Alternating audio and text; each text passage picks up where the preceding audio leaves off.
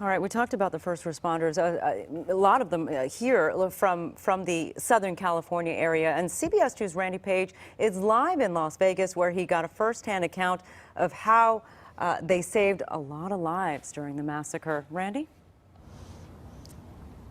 You know, this is an amazing story of heroism by Orange County retired Fire Chief Don Forsyth and a lieutenant with the Carlsbad Police Department. Let me just show you where they were and why this is such an important story. You are looking at the window that was broken out by the shooter, and the bullets were coming out of both of those two windows.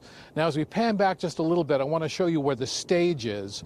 Now, the retired fire captain Don Forsyth, fire chief Don Forsyth, was on top of a building opposite this stage with his back to the Mandalay Bay with 200 people on top of that building. And once he heard the shots being fired and he realized what it was, he knew that all of them were in direct line of sight with the shooter. He picks up the story from there.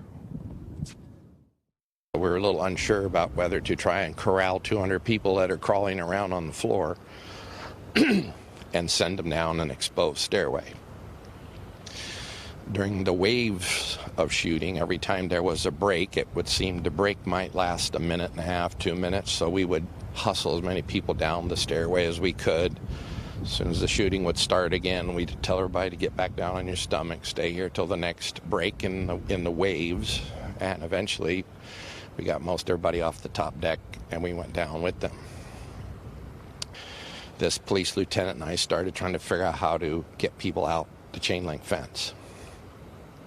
We found an area where there had been a rolling gate that was chained closed. We were able to force it and bend the pipes enough so that people could squeeze through the gate enough.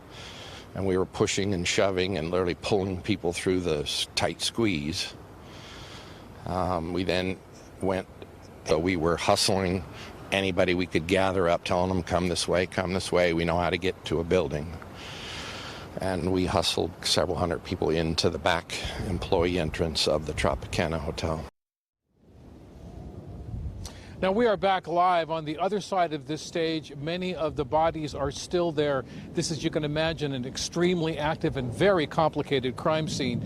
I should point out that when I asked the chief if he was thinking about the bullets that were being fired in his direction and how dangerous that was for his own personal safety, he kind of shrugged and said, yes, I was aware of that, but he had other things to worry about, which is the safety of all these people. He explained that first responders are trained and that their training just kicks in.